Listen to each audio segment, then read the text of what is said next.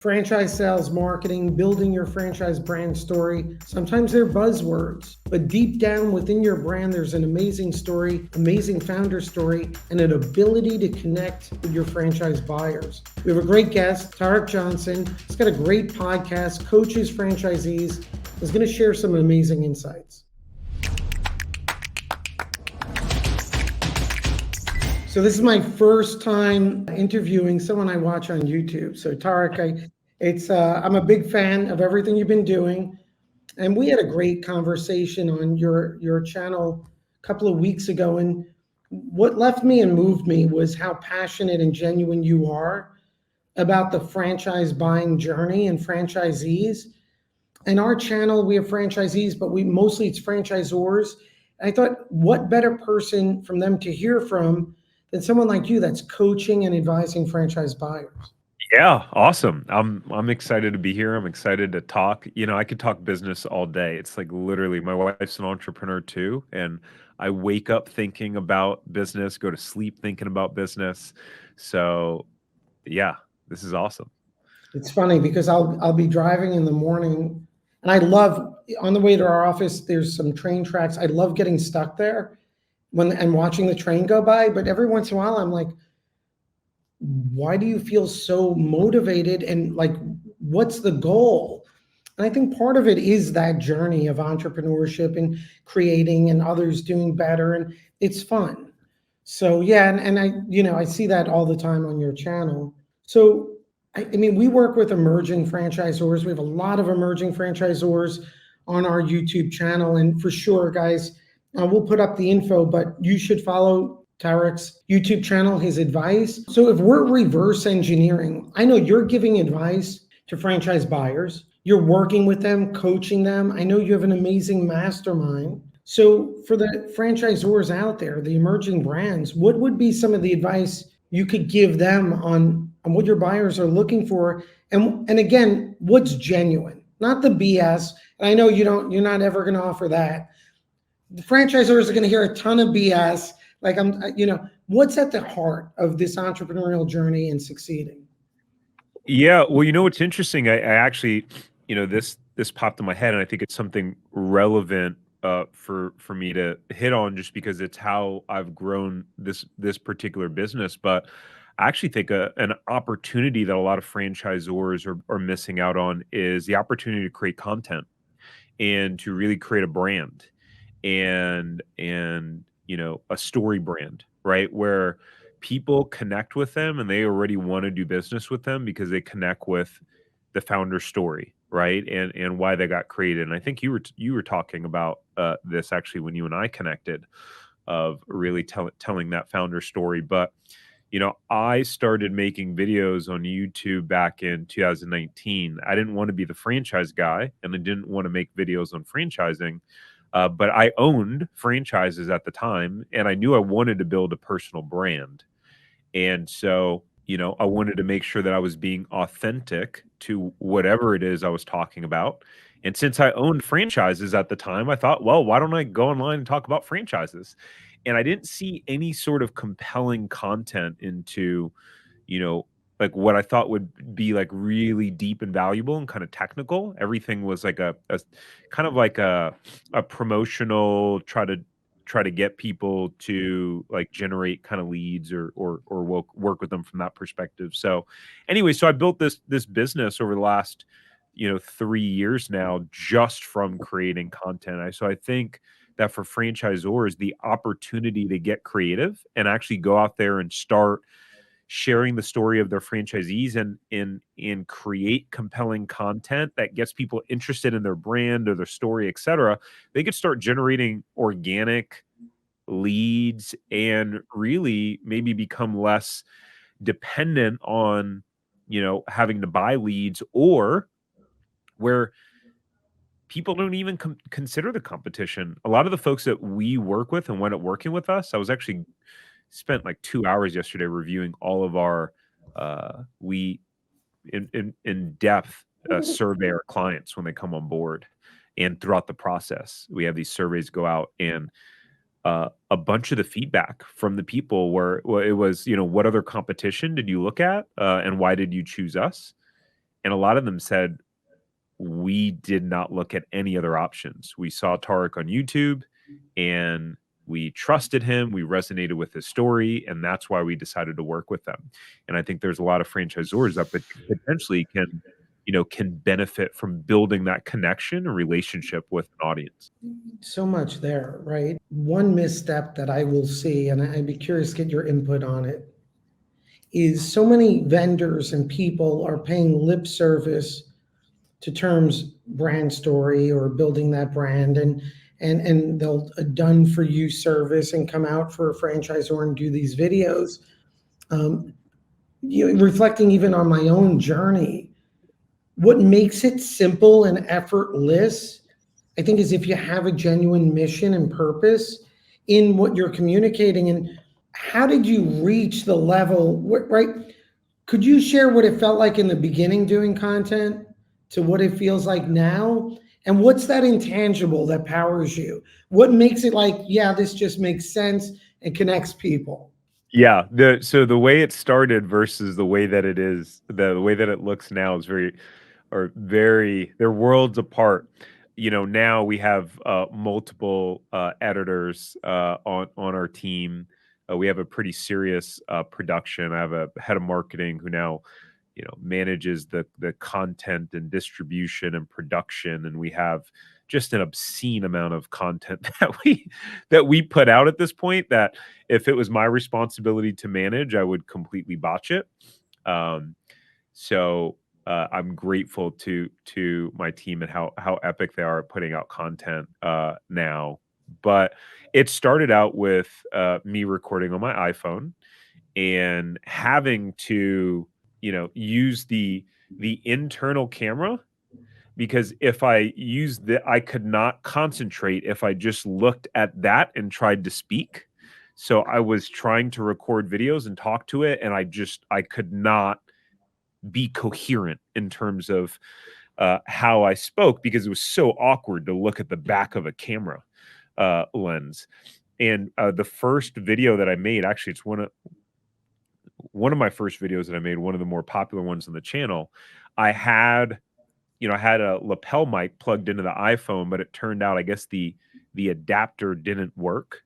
And so it was just picking up the sound quality was terrible, because it was just picking up the sound quality from the iPhone, not from the lapel that I'm obviously wearing in the video, that's not picking up the audio. So that's how it started.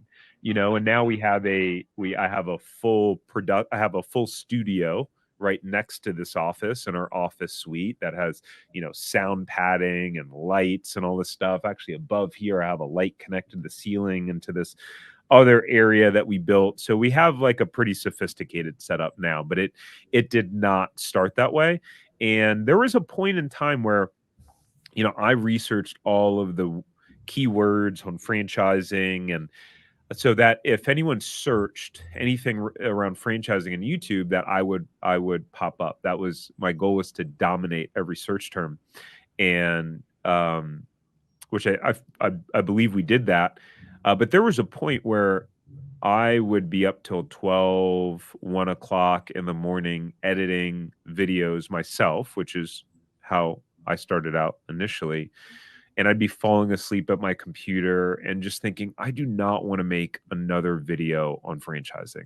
I'm tired of talking about it. But I kept with the mission, and it stemmed from wanting to serve and help people and protect franchise buyers. And so, sometimes you just gotta man up, and you gotta do what you gotta do, even when it sucks or you don't feel like it. For the franchisors out there, and you're working with so many franchise buyers, what's the power of a brand that has a founder story, has built a rapport on YouTube, right? Is communicating and broadcasting out there versus the ones that aren't? Yeah, it's a great question. I think at the end of the day, people will buy you Yeah. and your brand, and how you make them feel, right? So I think that when you have a brand and you have a connection, it's just like you with making videos. I'm sure sometimes you have like potential clients that reach out, and like they only want to work with you, or they feel like they know you already, right? Yeah. Yeah. Yeah. And it's a big opportunity for the, I was sharing during our conversation, as we work with our clients as they're franchising their business, we actually have a workshop on building their franchise brand story. And we have some clients out there, they're just doing an amazing job on YouTube. Like they're building locations, they're having difficulties, and they're broadcasting this live as they're going through this journey. And I think it's such a, I overuse the term asymmetrical, but it creates an asymmetrical advantage. It really does for franchisors. It is a fertile opportunity out there, and the multi-purposing between not only in terms of the lead generation for your brand, but also using the video on your website and in your conversion cycle and weeding out and finding the right fit. So it's powerful. If you are advising a generic franchisor today, hey, I'm a new franchisor. I have 4 locations, 2 corporate, 2 franchised. I want to build a compelling and meaningful brand story. What would be some of the fundamentals you tell them focus on? Yeah, for them to tell their story. Like what's their story that's true and authentic to them, their zero to hero story of why they started their business and their brand, and like what were the pain points that caused them to start it. So I talk about, on my channel, and especially a lot of my earlier on videos, I talked about how my dream was to always be an entrepreneur, and that, I felt stuck in the corporate world. There was a lot of red tape in the financial advising industry, which is what I was in, having my investment licenses, and I was very limited to what I could do in terms of outside business activities. And as a matter of fact, I had to get them approved with our compliance department. And so it felt sort of like a jail, right? Where it's like, I have to ask you permission to, start a side hustle or do something. And it was just like, wow, that's not how I want to live my life. And I kept trying to start business after business after business, clothing line. I did all sorts of MLM companies, landscaping business, life coaching business. I did everything under the sun trying to figure out a way to become an entrepreneur. And it wasn't until, after 8 years of failures, tens of thousands of dollars lost, my self-esteem in the garbage in terms of, will I ever be able to, be could I ever be an entrepreneur? Am I really meant to do this? Is this possible for me? Looking at other people, comparing myself to them, thinking that I wouldn't be able to do it, and then introduce franchising and, the business in a box nature and the system that came with it that empowered me to be able to finally start a successful business, and do nearly $500,000 in sales that first year. And it completely changed my identity, the way that I looked at myself, because of the result that I was able to produce, because of the system and the blueprint that I was given. And so when I share that story there, that connects. Like, you can feel the emotional impact. I can feel it just retelling the story. There's a conviction in it. And so I think if a franchisor is sharing what that is for them, what story is going to have emotional resonance with their ideal avatar, well, people are going to be sold just like that, and really, again, feel that connection, though. The word feel, right? That's so critical. And the advice you're giving is that origin story. And then everyone knows their origin story, but if they pick up on what you're saying, focus on how it makes you feel and others. In our workbook, one of the things we do, because so many founders, you forget that origin story, you forget how it made you feel. Some of the questions we ask in our workbook is, not only problems and solutions they solved, but how did it make you feel when you did X?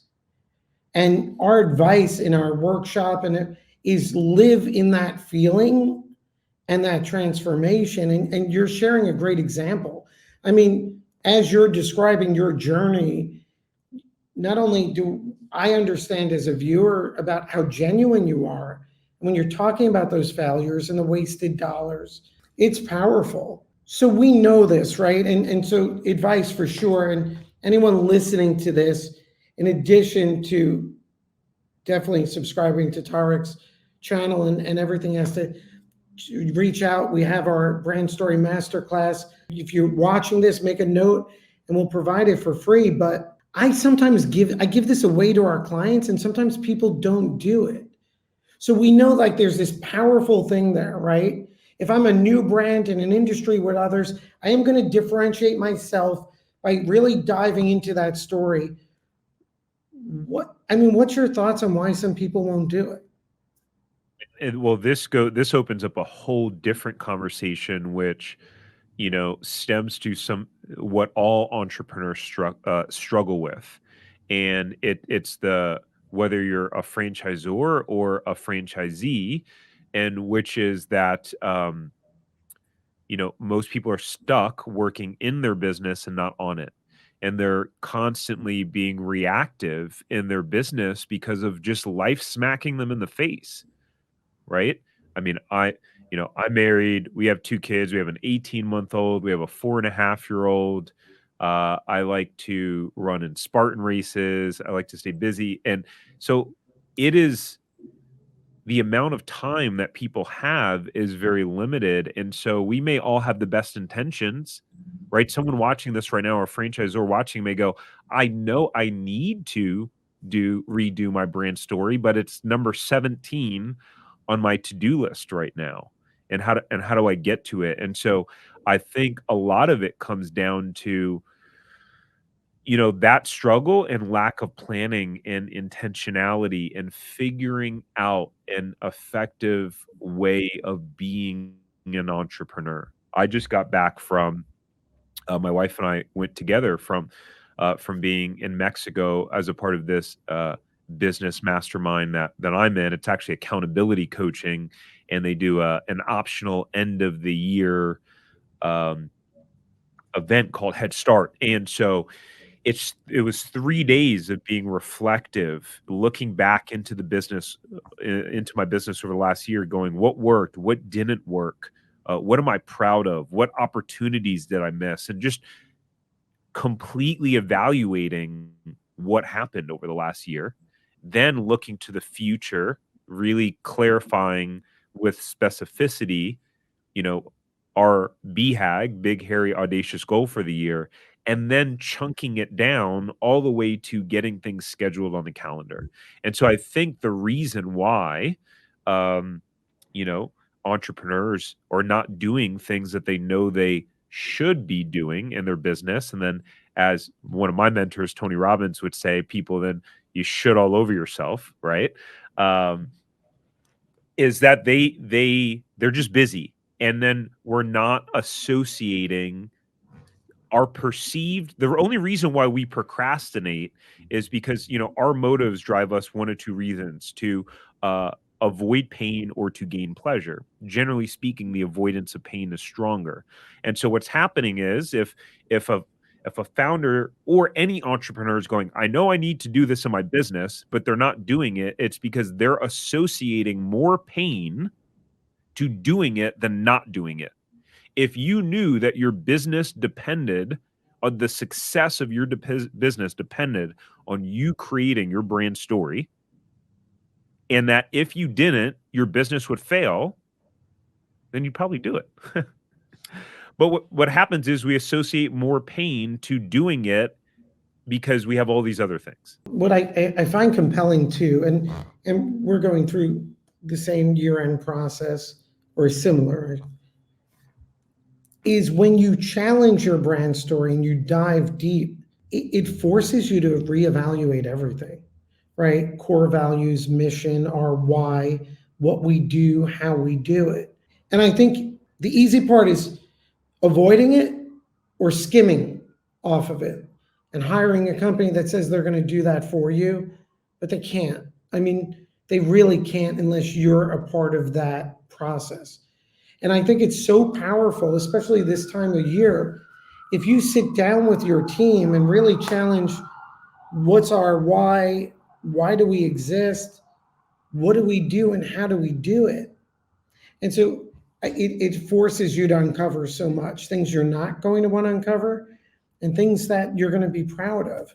And I think if you get to that deeper level, I think it becomes easier to tell that founder story, that brand story, because it needs to be driven. It's not, it's not, here's our story, we provide X service and it's really great and we do it better because we have XYZ technology.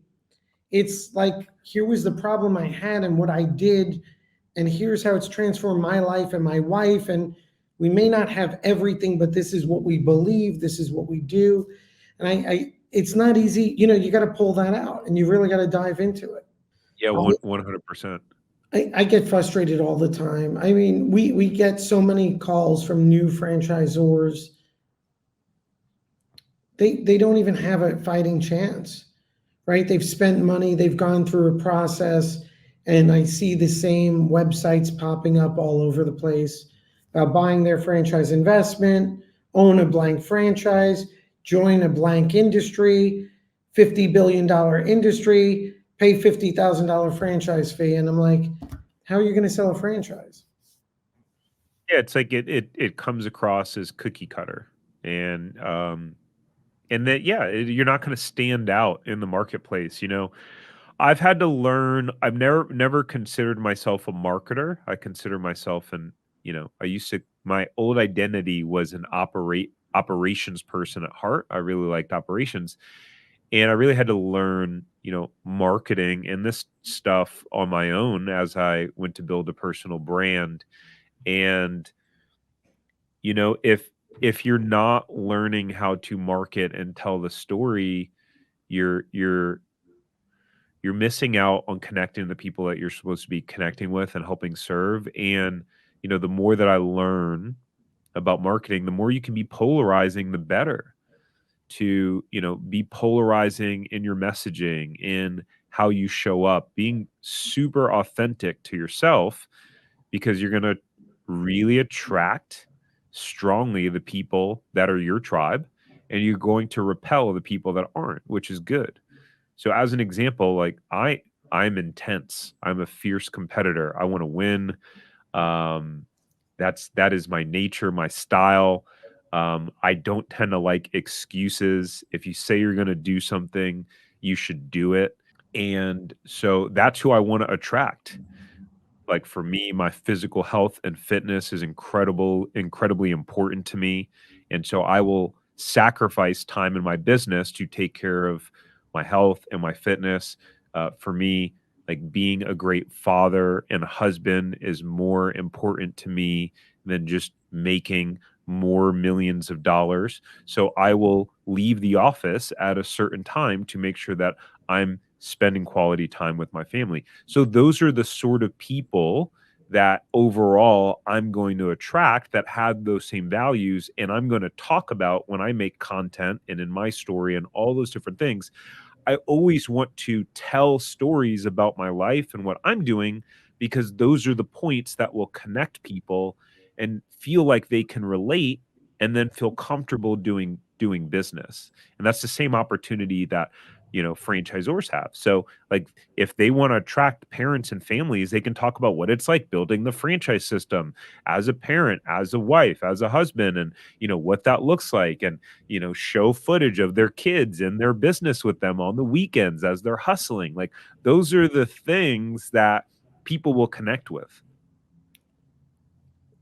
And a big takeaway, I mean, you're being genuine, right? Because life is short, right? We're all on here for a brief journey, and your advice is, I mean, you're in with the success of your channels, you're being a genuine human. I think that's great advice for, right, everyone who feels stuck with their brand story or articulating it and producing it. I think a big part of your advice here is be who you are and be genuine. And I think that's super powerful. But it's easier said than done, because Oh, it's not, he's right. Yeah. Yes. Oh my God. Yeah. Well, yes. That, yeah. Yeah. No, Look, I mean, if you haven't done it before and you're listening to this just sounds like noise. It's like, I don't know, because I am the most unnatural person to be in front of a camera. Like in the morning, I have to avoid the mirror because I don't want to look at myself. And then the funniest thing is that I'll just get on video and it's just wild because I never thought I would do that. It is And not you're great on camera. Come like, across super natural. well, and it's not me per se. It's at a certain point when you're like, you know what? Just be who you are. It's great. It's fun. Yeah. It's Yeah, for sure. Yeah, being on camera is I remember in the beginning to I mean, I'm recording this out of my DSLR camera, not like my regular webcam when I do stuff like this, and I remember, shifting to when I bought the camera. One, I didn't even know how to use it. I literally had to hire someone to come and set it up for me, so, like, the settings were right. I paid someone, like, 50 bucks an hour to just come and set it up, like, so you don't have to know everything. Um, and to talk at a camera lens was the most awkward thing, so I'd have to flip out the LCD, screen so I could see myself, like, while I was talking, and then there was a while in the beginning where I would just get so focused that I would look at the LCD screen on the camera to the side of it, and so when you would watch the YouTube video, you could tell that, like, I was looking off somewhere, and people would comment like, "What the hell are you looking at?" I still have trouble with it. Because I look at the computer screen. I'm not looking at I have issues, but everyone who's listening to this, the franchisors, as we wrap this up, if I could package something for them, something I want to ask you, which is when you're speaking with franchise buyers, what is the transformation they're looking for? And for the franchisors listening to this, I think this is critical insights because, one of the things I advise, we need to speak in terms of franchisee transformation. They're going to go from X and Y. What is the transformation you see them looking for, and how franchisors should focus on it? Yeah, I think the ultimate transformation is that they wanna be happy and profitable franchisees. People are looking to start a business because they believe it's going to make them feel better, right? That's what we buy pretty much everything, most things. We think it's gonna make us feel a certain way.